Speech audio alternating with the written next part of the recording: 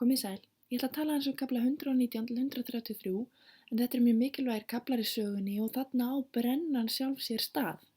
Nú Njálssyni þeir hafa vegið Höskuld Hvítanesgoða í rauninni að ástæðulausu. Það voru lygar Marðar Valgarðssonar sem komu því í gang. Hann vatt þeim svona upp á móti hverjum öðrum.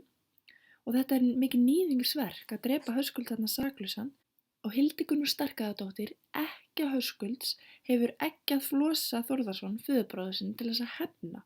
Flosi hann hefur safnað miklu liði og hann vill frekar sættir en hefndir og vill reyna að koma þeim á. Og í næstu köflum þá erum við komin á Alþingi og þar fer fram mjög mikill liðsafnaður. Nú Njálssynir með Ásgrím Elliðagrímsson með sér í liði, hann tengdapabbi þarna Helga Njálssonar. Þeir fara á Alþingi og safna liði sér til stuðnings í þessu máli og þeir ganga alltaf í ákveðinni röð.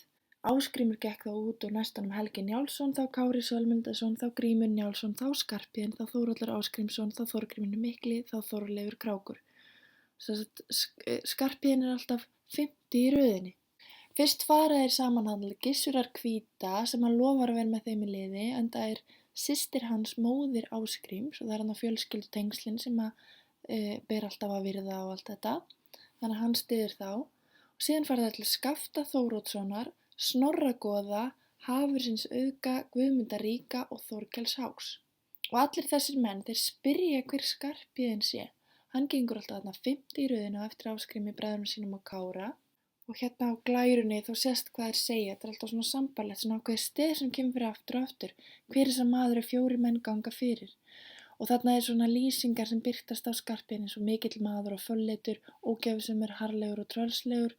Illilegur eins og hann sé genginn út úr sjávarhömrum, jarpur og hárslit og föllitaður, mikill vöxtum og erðlegur og svo skjótlegur til karlmennsku að heldur vildi ég hans fylgi hafa en 10 annara. En Skarphéðinn hann svarar öllum þessum mönnum með skætingi. Þeir vita alveg hver hann og hann þekktur ógæfumaður hann og þeir eru svona ákveðin átt að gera grín að honum. Og tilsvör Skarphéðins, þau verða í rauninni til þess að spilla þessari liðsöfnun og Skarphéðinn hann hefur meira sér hóturum við þennan Þórkel Hák og ætlar að drepa hann. En Þórkell Hákur, hann svarinn óvinur Guðmundarins ríka og þegar hann fréttir af meðferð Skarphéðins á Þórkeli þá ákveður Guðmundur ríki að veita Njálssonum lið. Og það auðvitað mjög gott að því að Guðmundur á stórt lið hann mikill höfðingi og mjög áhrifamikill maður. Nú Mörður hann sækir málið mjög Höskulds Hvítanesgoða fyrir Sigfúsinni og Hildigunni og Flosa þau og hann bauðst til þess fyrir þá. Það sem þeir vita hins vegar ekki að Mörður tók sjálfur þátt í víginu á Höskuldi og hann veitti honum 5. sárið sem að enginn ákærður fyrir. Í kafla 121 þá talar Þórhallur Ásgrímsson sem sonur Ásgríms Elliðagrímssonar og Njáll tók þennan Þórhall í fóstur og kenndi lög þannig að Þórhallur auðvitað mjög klókur lögmaður eins og Njáll.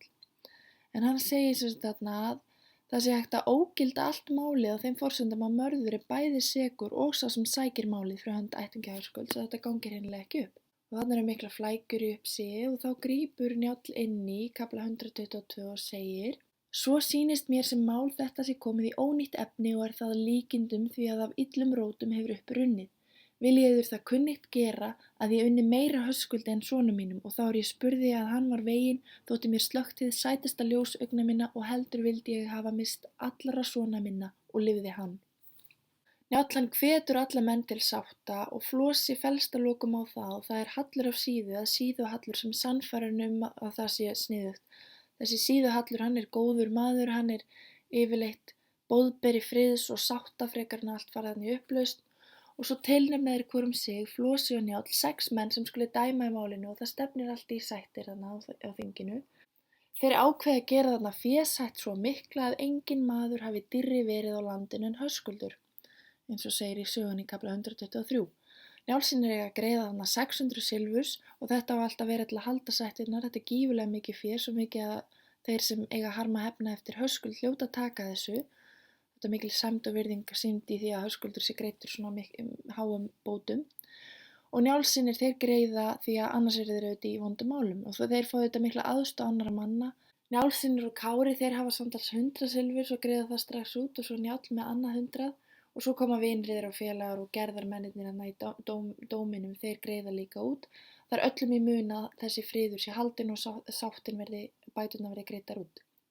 Og Njáll hann leggur ekki bara til féð, heldur setur hann líka silkislæður og bóta sem stígvél á silfurhauginn og þetta voru svona flott og fín klæði, en slæðurnar, þetta voru klæði sem að bæði menn og konur báru. Svo fer Flosi og gáir að fénu og skoðar og hvort þetta sé nú allt komið og svona, og þá sér hann slæðurnar og hlær og spyr hver eigi þær, en enginn svarar, og hann spyr aftur og þá segir Skarphéðinn: Hvað ætlar þú hver til hafi gefið? Og þá svarar Flosi: Ef þú vilt það vita, þá mun ég segja þér hvað ég ætla. Það mín ætlan að til hafi gefið faðir þinn, karl hinn skegglausi, því að margir viti hann sjá hvort hann karlmaður eða kona. Skarphéðinn hann auðvitað ekki sáttur við svona blammeringar og hann segir: Illa slíkt, megið þér það vita að hann karlmaður, því að hann hefur sonu getið við konu sinni. Hafa fáir voru frændarleið óbættur hjá garði vorum, svo að vér höfum eigi hent.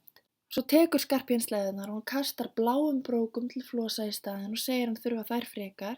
Þegar Flosi spyr því, þá móðgar Skarphéðinn hann gífurlega og segir: Því þá, ef þú ert brúður Svínfellsás sem sagt hverja hennar 9. nótt og gera hann þig að konu.